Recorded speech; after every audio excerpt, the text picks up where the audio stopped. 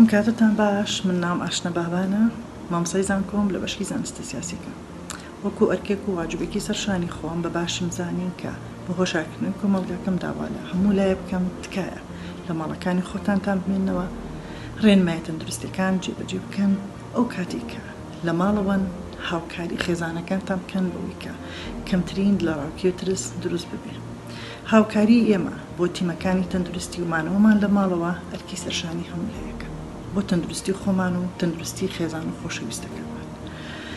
ئەم 14 ڕۆژە لە ماڵەوە بین، پەیڕەوی هەموو ڕێنمایەکانی تەندروستی بکەین بەوەی کە خۆمان تەندروست باش بووین، کۆمەڵگەکەمان کۆمەڵگایەکی تەندروست بێت و لەم قەیرانی ڤایرۆسە نەجاتمان بێت، وەکو پێشتر چۆن لە قەیرانەکانی تر دەرباز بووین.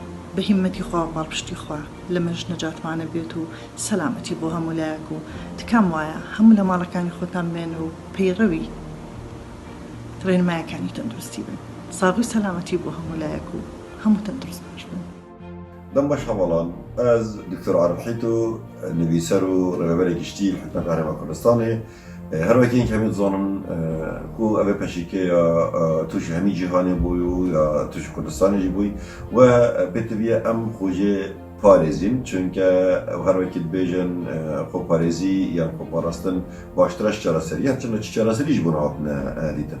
Ev ca ev rêka metmînîtin tinê û tinê xweparastin e we xweparastin jî rêka netêkelîkirinê, rêka neberkeftinê, rêka manal mal, rêka tafîrkirina desta û şîştina desta û her wasa neseredankirinê û manat mal ve her wasa manat mal ve ev baştirîn çareseriye an baştirîn xweparastin e ji vê pejîk.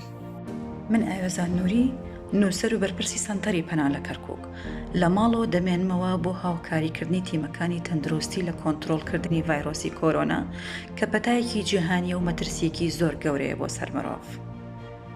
بۆیە لە پێناو پاراستنی گیانی خۆم و ئازیزانم چەندی تر پێویست بکات بە پێی ڕێنمایەکان لە ماڵەوە مێنمەوە بۆ ڕێگریکردن لە بڵاوبوونەوەی ڤایرۆسی کۆرۆنا.